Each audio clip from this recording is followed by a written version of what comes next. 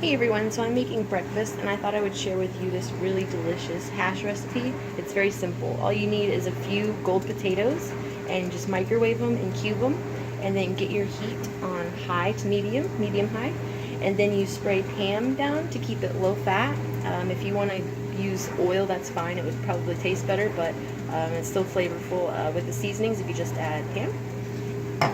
And then to it you want to add salt, pepper, garlic powder, onion powder, thyme leaves, and rosemary.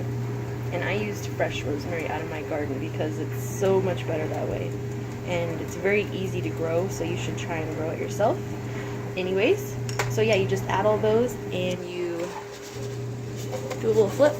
Make sure they don't burn. And you just keep on flipping them until they're nice and crusty and charred and how you like it.